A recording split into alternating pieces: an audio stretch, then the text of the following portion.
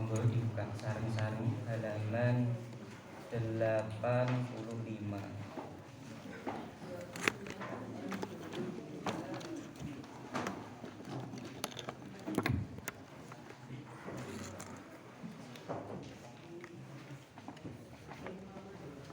Sampun 11. Profesor Dr. Kiai Haji Muhammad Tolhah Mangsur itu merupakan ulama atau orang yang mendirikan IPNU singkatan dari Ikatan Pelajar Nahdlatul Ulama. Kalau ikatan pelajar yang khusus putri itu namanya adalah IPPNU, Ikatan Pelajar Putri Nahdlatul Ulama. Profesor Dr. Kiai Haji Muhammad Tolhah Mangsur.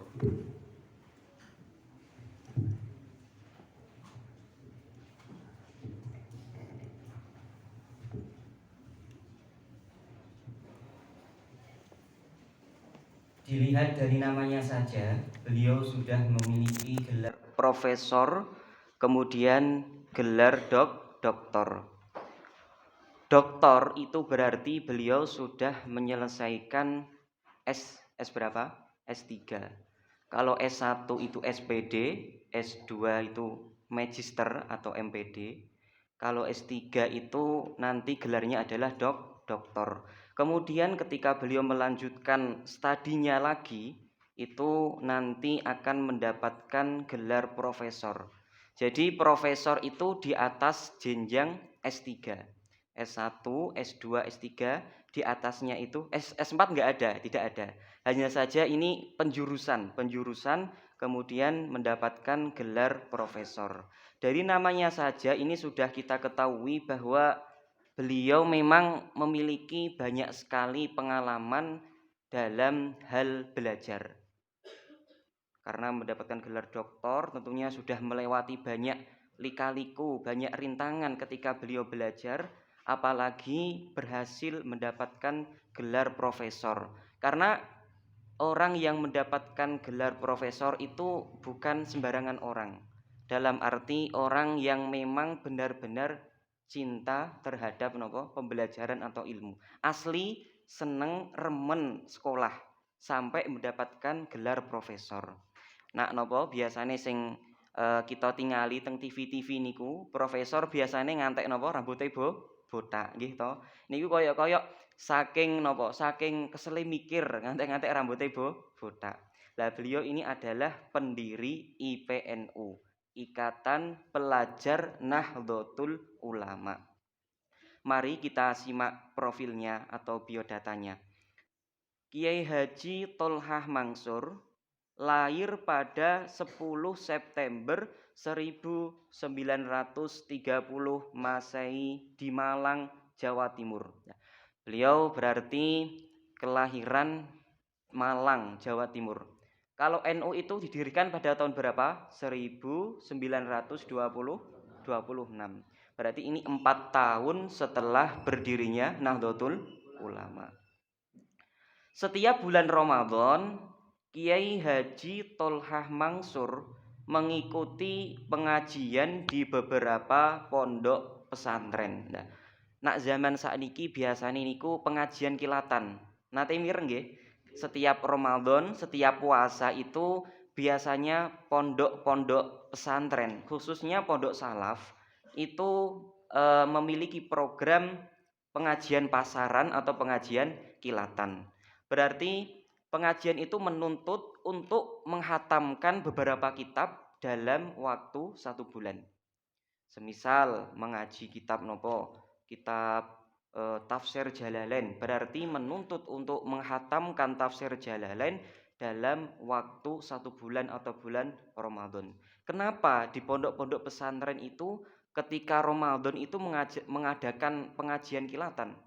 Karena pada bulan Ramadan itu banyak sekali keberkahan.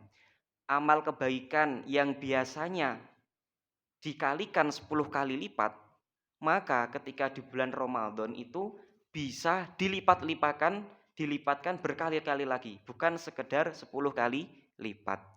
Bahkan ketika bulan Ramadan niku orang tidur mawon nggih, tiyang sare dalam keadaan puasa pada bulan Ramadan niku mendapatkan napa pahala.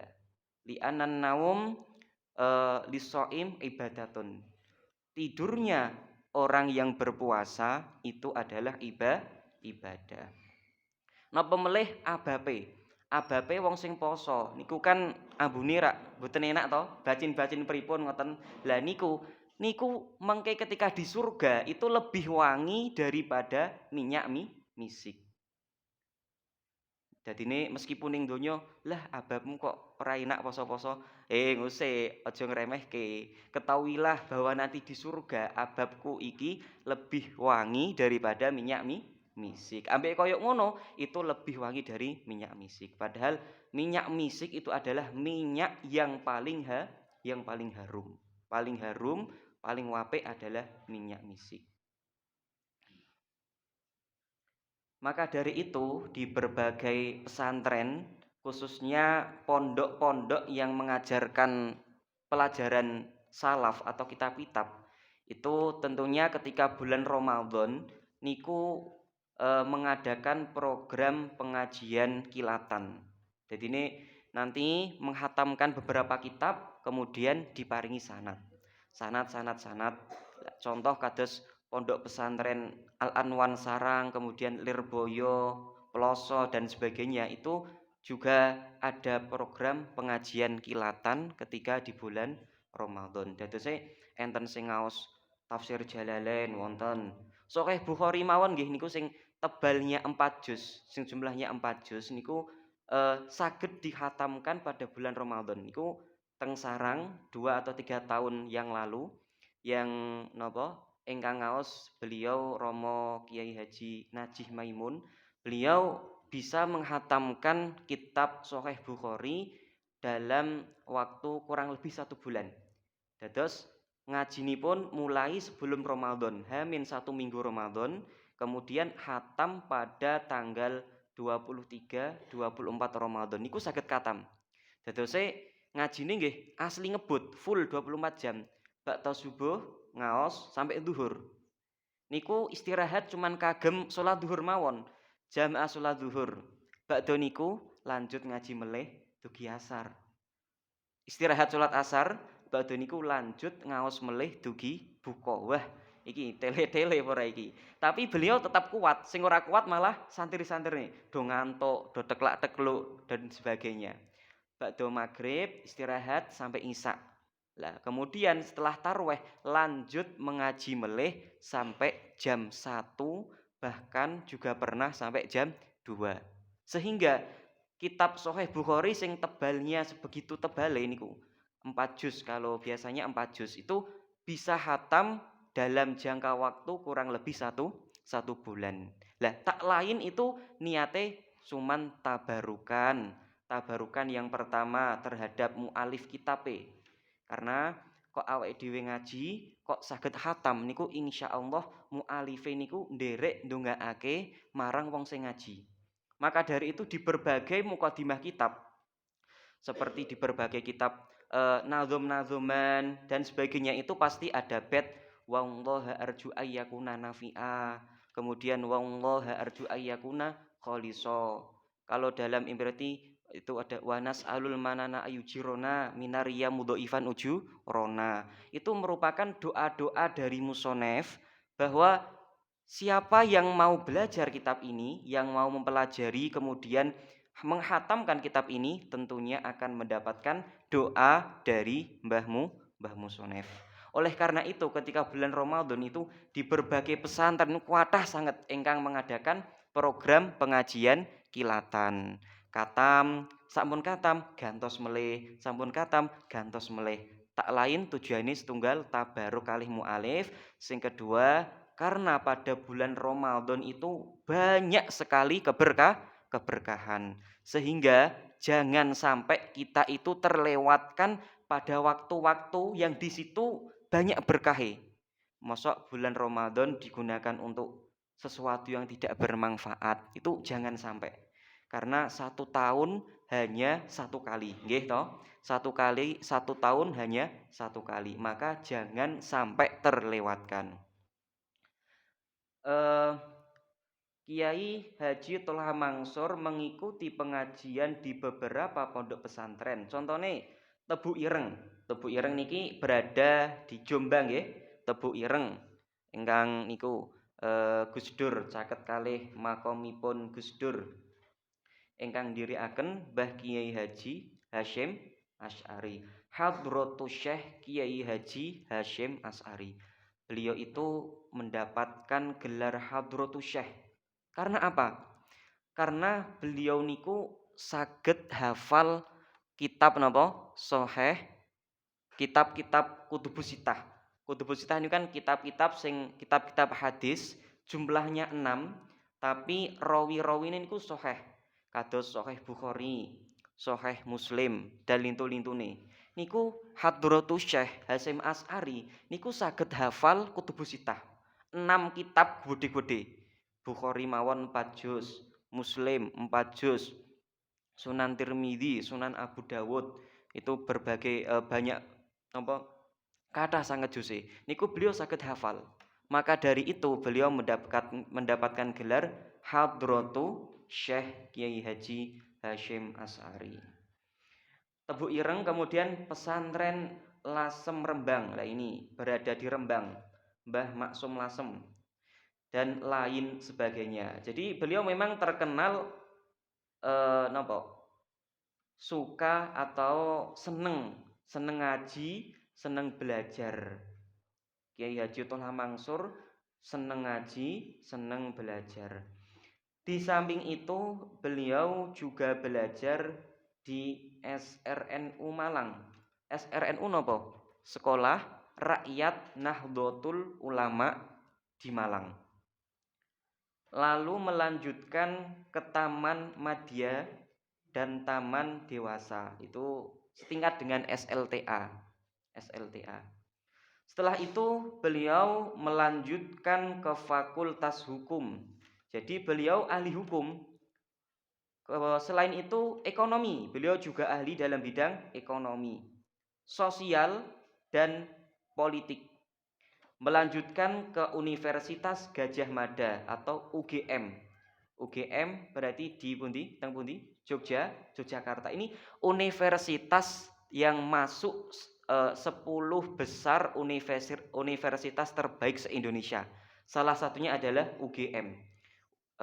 Karena UGM niku terkenal dengan apa nggih, intine lengkap lah. Semua jurusan teng mriku ada. Kemudian selain itu juga universitas tertua, cara berdirinya sudah lama. Jadi ada Universitas Indonesia, kemudian Universitas Gadjah Mada, dan itu semua adalah termasuk 10 besar universitas terbaik yang ada di Indonesia. Jadi beliau memang sudah napa nggih? Asli pinter, mahir. Buktinya bisa masuk UGM. Cara awake dhewe mawon semisal mendaftar di UGM niku durung karuan keterima.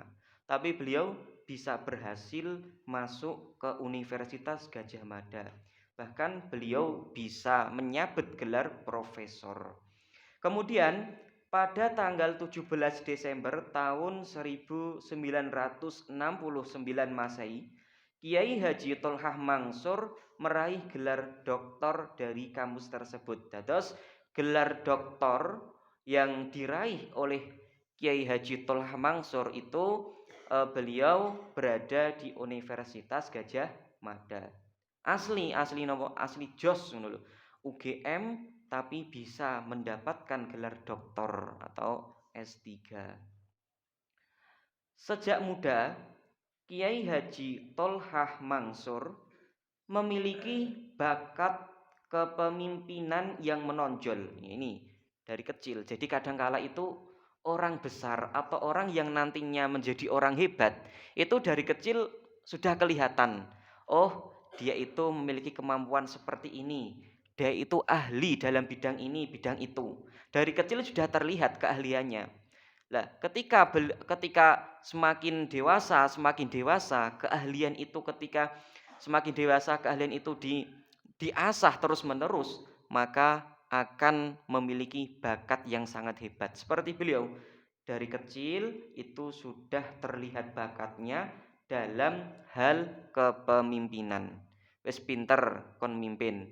Cara SD mungkin sampun dados ketua kelas. Dari SD pun dados ketua-ketua upacara, MTS dados ketua OSIS dan sebagainya. Jadi sudah terlihat jiwa kepemimpinannya. Ketika usia SMP, dia dipercaya sebagai sekretaris umum Ikatan Murid Nahdlatul Ulama IMNU, Ikatan Murid Nahdlatul Ulama untuk wilayah Kota Malang. Nah, terus beliau ketika sekolah SMP, beliau menjabat sebagai sekretaris umum di IMNU untuk wilayah Malang.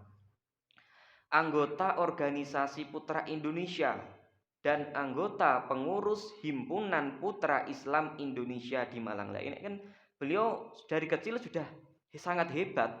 Dari SMP sudah menjadi sekretaris, menjadi anggota organisasi Putra Indonesia. Nah, ini kan sudah cakupannya Indonesia dan anggota pengurus Himpunan Putra Islam Indonesia khususnya berada di daerah Malang.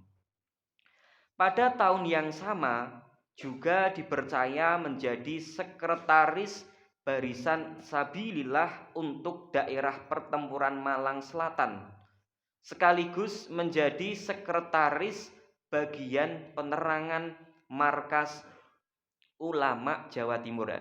Tulisannya ini masih belum disempurnakan oleh ejaan.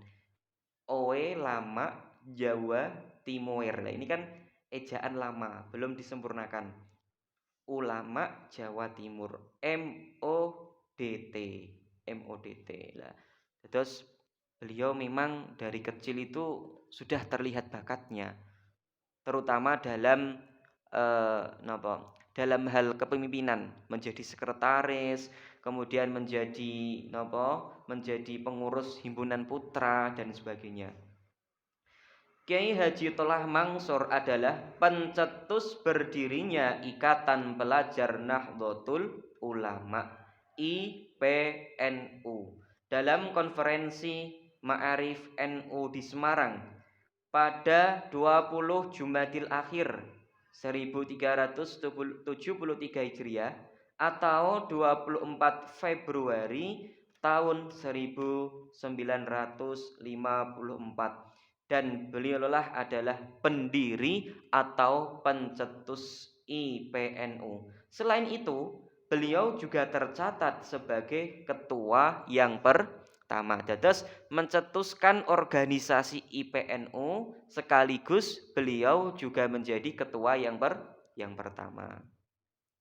Bahkan posisi itu terus dipercayakan hingga 3 kali muktamar berikutnya. Jadi beliau menjabat ketua IPNU selama tiga kali. Wes masanya sudah habis, kemudian dipercaya menjadi ketua lagi. Masa ketua habis, kemudian menjabat sebagai ketua IPNU. Terus menjabat sebanyak 3 kali. Lalu tujuannya to nopo? Kenapa beliau niku kok mendirikan IPNU? Tujuannya nopo to tujuannya? Tujuannya adalah sebagai wadah himpunan para pelajar dan santri Nahdlatul Ulama untuk membentuk putra-putra bangsa yang bertakwa kepada Allah. Jadi yang pertama adalah tujuannya menjadikan para pelajar itu bertakwa kepada Allah. Inna akramakum indallahi atqakum. Karena orang yang paling mulia bagi Allah adalah orang yang paling bertakwa. Maka dari itu, di sini yang pertama adalah bertakwa. Ben bertakwa dhisik, tujuannya ngoten. Yang kedua adalah berilmu. Kenapa kok harus dengan ilmu? Karena dengan ilmu niku tentunya manusia niku bisa mengetahui mana yang baik, mana yang buruk, mana yang halal, mana yang haram, mana yang boleh dan mana yang tidak boleh. Karena ngeten, seorang alim atau orang yang berilmu satu mawon niku lebih baik daripada alfu abidin, 1000 orang ahli ibadah. Nggih mboten? Mun nate mireng dereng ciriose niku. Satu orang yang berilmu, aliman mutawarian itu afdalu min alfi abidin. Suatu saat niku ada napa nggih? Setan. Setan berada di ambang pintu. Kemudian ditanyai, "Loh, setan, kowe lah po kok ning pintu masjid kene lah po? Ning ambang pintu masjid ning kene lah po ngadeg-ngadeg ning kono?" Lah, setan kemudian menjawab, "Aku ingin menggoda orang itu yang sedang sholat. Aku ingin menggoda orang niku yang sedang sholat." Terus setan ditakoki, "Loh, lah nopo kok kowe nggoda wong sholat? Kae lho sampenge enek wong turu. Kok kowe malah nggoda wong sing sholat? Wong wis kadung ibadah, wis entuk ganjaran, lah po digoda. Mending wong turu iki mau mbok goda ben aja tangi, ben orang lakoni sholat sampai waktunya habis." Terus setan jawab, ngusik. "Aku kuwi nggoda wong turu iki angel. Mergo napa? Wong turu iki wonge adalah orang yang alim, orang yang berilmu. Lah, sedangkan wong sing salat iki, wong salat tapi tidak punya ilmu. Dadose wong sing ilmu niku lebih baik, jauh lebih baik. Satu orang yang alim itu jauh lebih baik daripada orang 1000 ibadah, cuman tidak disertai dengan ilmu. Lah saene pripun? Ya gadah ilmu, ya sregep ngibadah. Nah, kemudian kenapa toh kok memberikan wadah untuk para pelajar itu supaya berilmu? Karena kita ketahui bahwa ilmu niku merupakan salah satu warisan dari napa? Dari Nabi. Zaman dulu, zamane Nabi niku ada kaidah seperti ini. Ibadah, al-ibadatu afdhalu minal ilmi. Ibadah itu lebih utama daripada ilmu. Sebab nopo? Sebab zamane Nabi niku ketika ada permasalahan, ketika wonten masalah ngeten, masalah ini, masalah itu, niku langsung saged bertanya karo Kanjeng Nabi.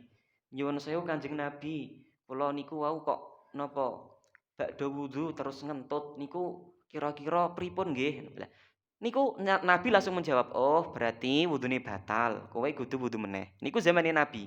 Dadose ibadah lebih utama daripada ilmu. Sebab ilmu kuwi gampang untuk mendapatkannya. Tinggal takok karo Kanjeng Nabi. Berbeda dengan zaman sekarang ketika Nabi sudah wafat, kaidahnya menjadi al ilmu afdalu minal ibadah.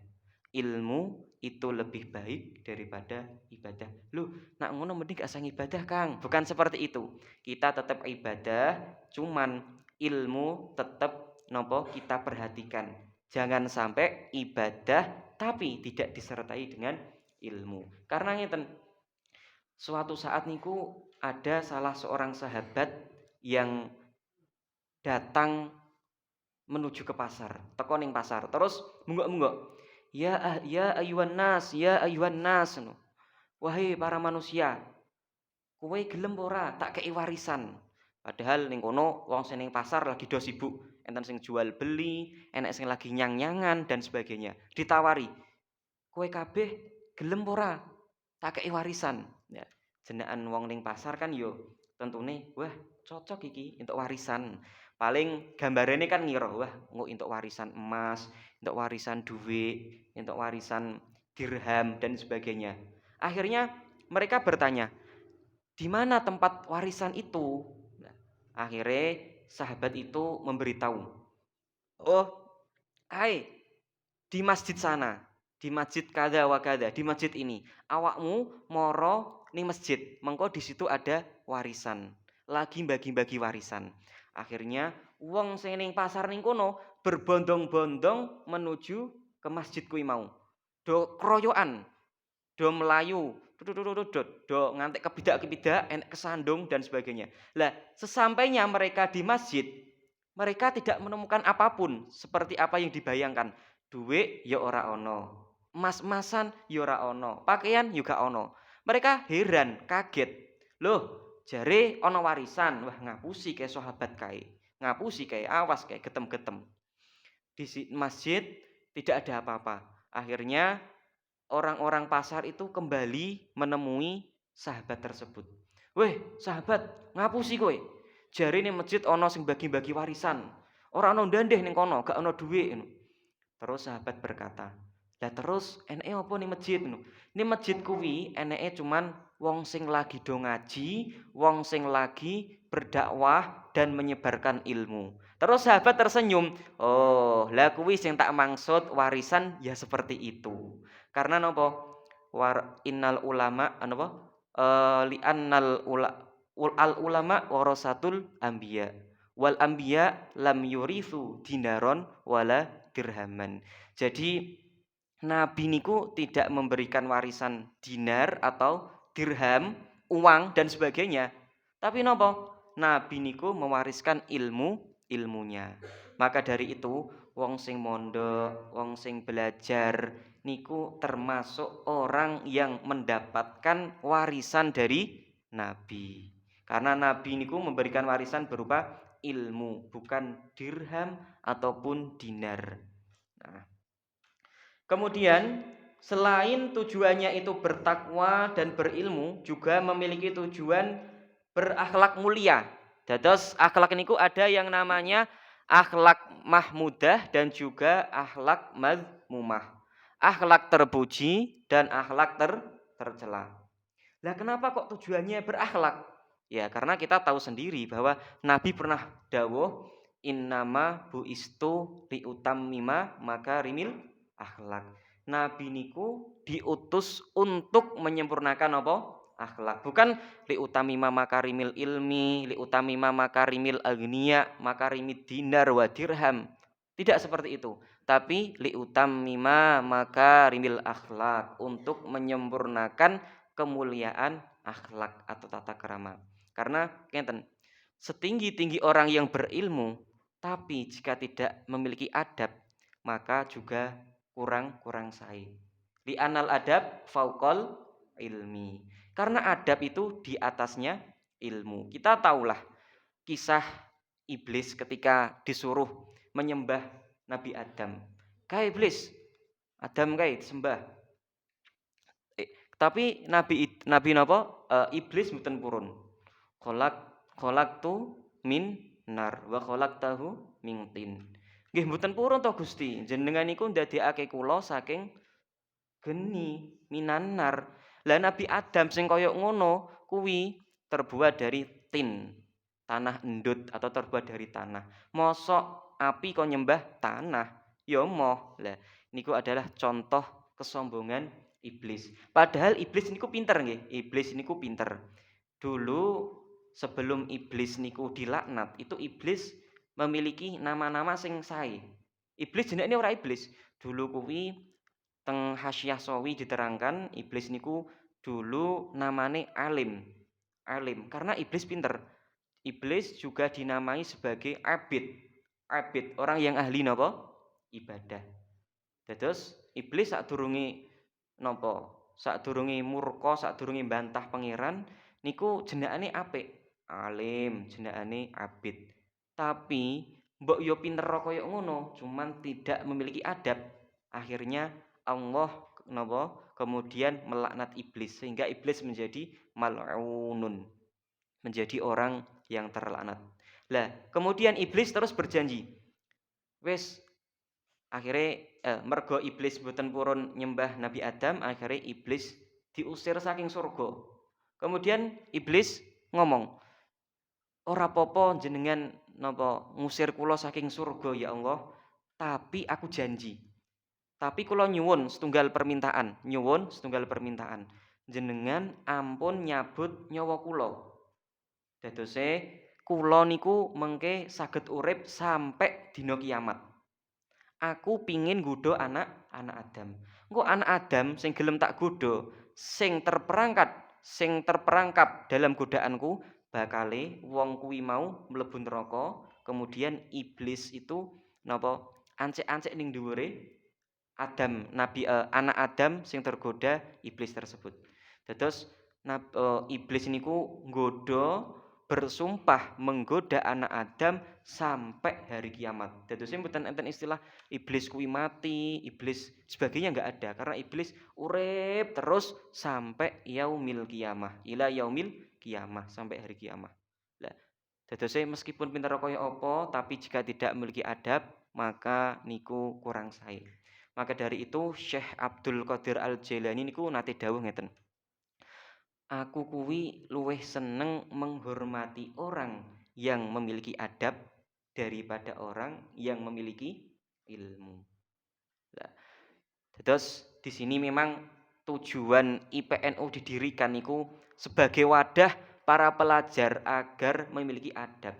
Contohnya adab pripun? Ya semisal wonten Mbah Yai lewat, ya wis awake dhewe ndungkrung, salaman. Ojo kok enten Mbah Yai lewat malah awake dhewe melayu, mengok-mengok dan sebagainya. Niku contoh sing tidak memiliki adab. Semisal maem, berarti nggih maeme kanthi sae, mengikuti napa sunah-sunah Rasulullah, makan dengan duduk, minum juga dengan duduk, tidak sambil berdiri, tidak sambil jalan apa meneh sambil melayu-melayu. Nah ini kan mboten sae. Iku contoh akhlak ingkang mazmumah, ingkang mboten sae. Kemudian berwawasan kebangsaan serta bertanggung jawab atas tegaknya aswaja dalam kehidupan masyarakat Indonesia. Jadi selain memiliki ilmu dan akhlak, juga memiliki harapan bahwa pelajar IPNU itu memiliki wawasan tentang kebangsaan. Jadi kita paham tentang wawasan kebangsaan. Kita tahu Indonesia merdeka itu tanggal berapa. Kita tahu siapa yang menjahit bendera merah putih dan sebagainya. Kita tahu tentang pahlawan-pahlawan yang melawan penjajah. Nah, itu adalah wawasan kebangsaan. Kiai Haji Tholah Mansur wafat pada tanggal 17 Safar tahun 1406 Hijriah atau 20 Oktober tahun 1986 Masehi dalam usia 56 tahun. Dados beliau wafat nggih mboten patek sepuh. Mergo usia 56 kan nggih dereng patek sepuh to. Karena usia-usia napa usia 60 usia sing termasuk sepuh kemudian nganu ini kan sekitar 60 sampai 70 tahun. Usia sing napa Nabi mawon niku sedo dalam umur napa 63 tahun. Dados cara enten tiyang kok umure wis 60 tahun niku cara gampang kon siap-siap. Siap-siap dilongkas ngoten. Lah cara 60 niku cara basa Jawane napa 60? Sewidak. Paham nggih sewidak? Sewidak artine sejatine wis cedhak. Dadi hitungan Jawa niku ana filosofine. Awit 1 2 3 4 5 6 7 8 9 10 11 12 13 14. Kenapa kok las-las ngono? Las-las 12 yo las-las 13. Niku napa? Mergo ngeten. Wong niku usia ketika sudah menginjak 11 tahun, 12 tahun itu sudah memiliki rasa belas kasih. Memiliki rasa belas kasih. Mulake 11, 12 sudah memiliki rasa belas kasih. Nah, isih cilik umur 2 3 tahun, semisal dijaluki jajane, jaluk jajane, cah cilik mesti moh gak gelem. Tapi ketika sudah berusia 11, 12 itu sudah memiliki rasa napa? Peduli dengan sesama, belas kasih. Oh, ana kancane sing nganu durung maem, monggo tak paringi maem. Ana rencange sing duwe entek tak selahi. Lah niku mergo memiliki rasa belas kasih. Kemudian 16, 17, 18, 19, 20, selikur. 22. Kenapa selikur, 22, 23, 24. Terus napa? Selawe. Selawe nggih, kok ora 25. Napa? Nate mikir ngoten mboten? 22, 23, 24 kok ora 25 ya? Kok selawe ya? Lah niku napa alasane? Niku cara singkatane selawe, seneng lanang wedok. Maksudnya pripun? Nabi menikah dalam usia 25. Jadi sing lanang seneng wedok, sing wedok seneng lanang wedok. Mulake selawe ora 25. Terus menuju 30, 40, terus napa? 50. Kenapa kok ora 50 kok 50? 30 kan 30, 40, kok ora 50 malah 50. 50 artinya apa? 50 cara singkatane ngeten. Seneng ketunan. Maksudnya pripun? Ketunan iku napa? Pecis to. Pecis, seneng ketunan. Maksudnya pripun? Usia kok sekitar 50 tahun niku biasane wonge sregep ngibadah. Nggih to? Sregep ngibadah. Kayak titenono sing jamaah-jamaah ning musala, ning omah-omah mesti sing jamaah rak mbah-mbah to, sing usiane 50 tahun, 60 tahun. Karena memang usia kuwi yo seneng ibadah. 50. Bar kuwi terus sewidak. Kok ora 60 ora. Padahal 70 ya 70, 8, 80. Kok nyandak 6 apa swidak ora 60. Mergo napa? Sewidak sejatine wis cedhak. Maksudnya piye? Mendekati usia wafat. Karena Nabi niku wafat 63 tahun. Lah mulake usia kok melebihi 63 tahun niku cara Jawane niku usia bonus. Diskon dari Allah. Karena Nabi mawon 63 tahun. Beda dengan nabi-nabi sebelum Nabi Muhammad, Nabi Adam, Nabi Nuh, Nabi Idris niku usiane kathah-kathah 1000 tahun, berapa ribu tahun. Lah, semakin akhir, semakin berkurang sehingga Nabi Muhammad wafat dalam usia 63 tahun. Lah umate, jenengan umat niku ikut pada nabi ini. Ya paling tidak usianya itu 60 sampai 17 tahun niku usia-usia sing cara gampange mendekati kewafatan. Mulake sewidak sejatine wis cedhak. Beliau wafat 56 dados termasuk tasih nem, tasih muda. Kemudian beliau dimakamkan di dusun Dongkelan, Taman Tirto, Bantul, Yogyakarta. Jadi lahir di Malang, namun beliau makamnya berada di Jogja, teng Bantul, berdekatan dengan makam Kiai Haji Munawir. Dados niku berdekatan dengan Mbah Munawir Ngrapyak, kalih Mbah Kiai Haji Ali Maksum Ngrapak Yogyakarta. Mbah Munawir niku terkenal dengan napa? Ulama Al-Qur'an. Dados semua sanad-sanad Al-Qur'an seluruh Indonesia niku mengkiblat kepada Mbah Yai Munawir. Mbah Munawir Ngrapyak terkenal dengan ulama Quran. Sudah dari kecil sudah hafal Al-Qur'an, kemudian mudharosahe nggih istiqomah. Cara sedina kon ngatamke Quran nggih beliau saged. Lah kok saged ngoten pripun? Karena mbah-mbahi dulu niku tirakate niku tenanan. Mbah Munawir gadah simbah. Simbah niku dulu ketika belajar niku ingin sangat menghafalkan Quran. Saking senenge niku ngatamke Quran 40 dina katam. Terus bertahun-tahun. Setelah itu ngatamke Quran 1 minggu. 1 minggu katam Quran terus bertahun-tahun. Setelah itu 3 hari katam Quran. Mendino selama bertahun-tahun istiqomah. Setelah itu 1 hari katam Quran. Mendino lek. Lah, beliau memiliki harapan semoga aku hafal Quran. Tapi beliau belum tercapai keinginannya. Jadi ini dereng saged hafal Quran. Tapi ndak apa-apa. Beliau merasa wis nek aku durung iso hafal Quran, mugi anakku. Nah, terus anake berarti bapake Mbah Munawir. Niku juga seperti itu. Maca Quran sedina katam terus bertahun-tahun dengan harapan hafal Quran. Tapi belum tercapai juga. Wis gak apa-apa aku hafal Quran, mugi-mugi anakku sing hafal. Lah akhirnya lahirlah Mbah Munawir, beliau menjadi ulama ahli Quran. Dados kiblate Quran seluruh Indonesia. Bahkan beliau juga ahli qiraatus sab'ah. Qiraatus sab'ah niku 1 ayat bisa dibaca sebanyak 7 macam. Semisal wadduha jadi wadduhi, walaili idza saja, walaili idza saje dan sebagainya. Kayak ning kori-kori ning YouTube niku lho. Lah, satu ayat bisa dibaca berbagai bentuk, berbagai macam. Enten 7 niku qiraatus sab'ah. Beliau Mbah Kiai Haji Munawir Ngerapia. Semoga Allah senantiasa memberikan rahmat dan ampunannya, amin ya rabbal alamin. Kesimpulan, NU adalah sebuah organisasi keagamaan yang didirikan oleh para ulama dan selalu dalam pantauan dan bimbingan para ulama dari satu generasi ke generasi yang lain. NU mulai dulu sampai sekarang tidak pernah sepi dari para ulama di dalamnya. Sudah jelas, NU jenenge wae Nahdlatul Ulama, kebangkitan para ulama. Jelasnya yo ning jero tidak mungkin sepi dari ulama. Banyak sekali ulama-ulama Indonesia sing terkenal.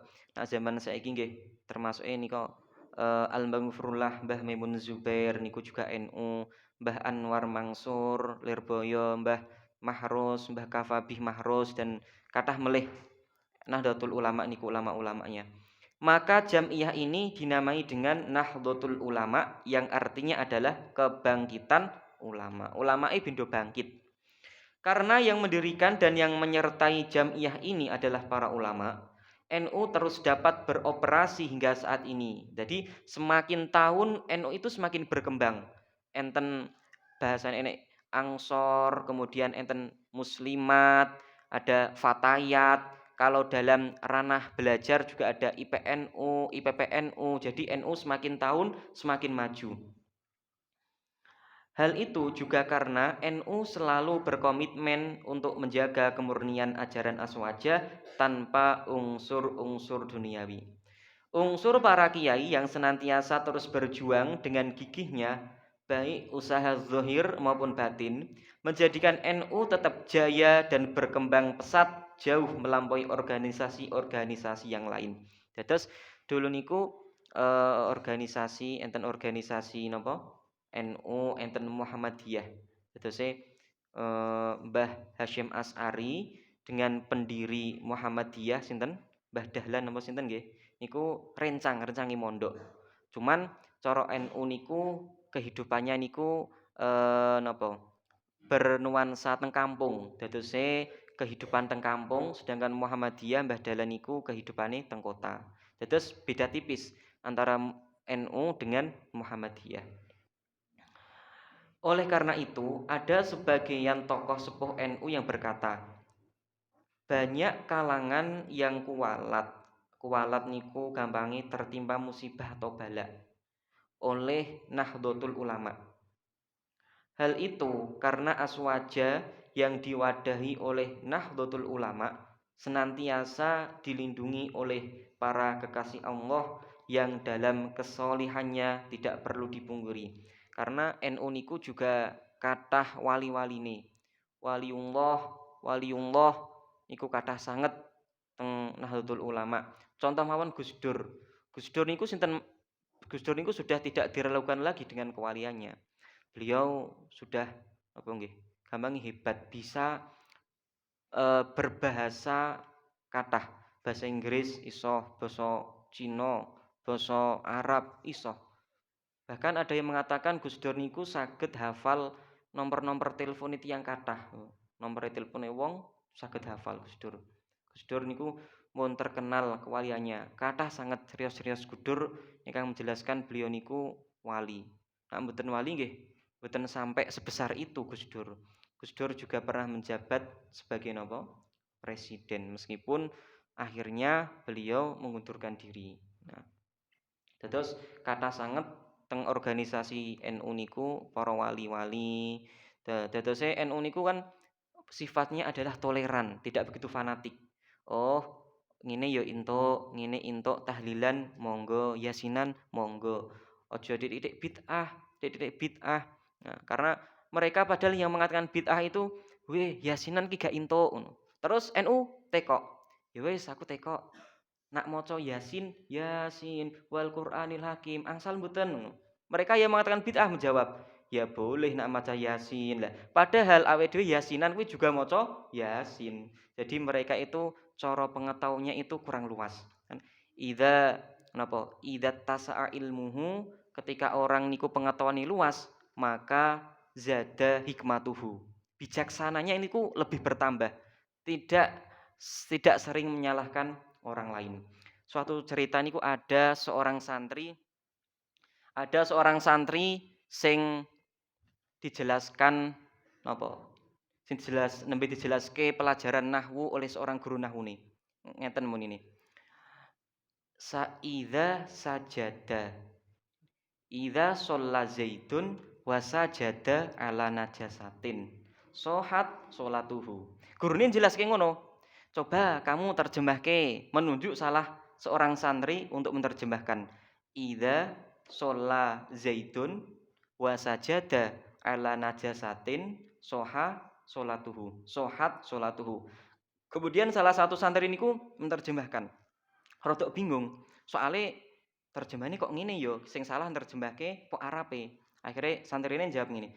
Jika Zaid itu sholat, kemudian sujud di atas najis, maka sholatnya sah. Loh, kok sah ki pripun ngono? Akhirnya sang murid malah menyerahkan guru. Yon sewu guru, jenengan iku contohnya salah. Mosok sujud di atas najis niku salate sah. Nggih mboten to. Kula niku lho gadah ibarate niku lho. Ketika salat ngene ketima najis maka batal salatnya. Mosok niku sah. Lah, dados enten santri sing nyalahke gurune. Contone salah niku guru nyalahke. Lah gurune tersenyum. Oh, ya ya ya. Kowe kurang belajar suwe ya, Le. Sinaumu kurang dawa, melekmu kurang kenteng, ngopimu kurang kentel. Kowe kurang suwe belajarmu kowe. Dadine jika ilmunya banyak itu tidak menyalahkan orang lain, tidak mudah menyalahkan orang lain. Nah, ilmune sithik kok santri mau kan, oh sing salah contone. Padahal bukan seperti itu terjemahnya. Terjemahnya adalah ini. Ida sholat zaitun. Ing dalam nalikane salat sapa zaitun Zaid. Wa sajada halih utawi mas sajad. Itu nama orang ya, alam, bukan dimaknai sujud ora. Wa sajada waunya wawu hal. Halih utawi pak sajad iku ala najasatin ngadeg ing atase najis. Ya sahat salat apa salatuhu salate Zaid. Zaid salat, lah pak sajad ngadeg ning dhuwur najis. Ya Zaite ya tetep sah salate. Lah akhire oh, ngoten to Pak, berarti kula sing salah. Lah dados cara ilmune sithik niku biasane sering nyalahke wong. Tapi jika ilmunya banyak, maka bijaksana pun juga kathah. Idza tasa ilmuhu zada hikmatuhu. Tidak mudah menyalahkan orang lain. Sekianlah pembelajaran pagi hari ini. Semoga apa yang kita pelajari dapat memberikan manfaat dan keberkahan kepada kita semua. Saya akhiri, wallahu alam bisawab. Wassalamualaikum warahmatullahi wabarakatuh. Bismillahirrahmanirrahim. Allahumma inni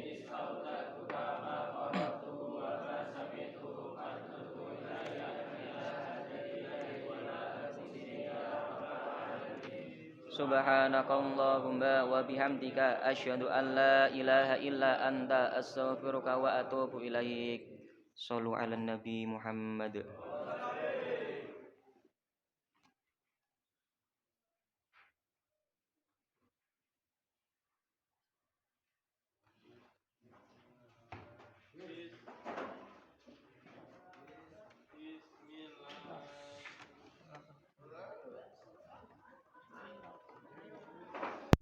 Bismillah.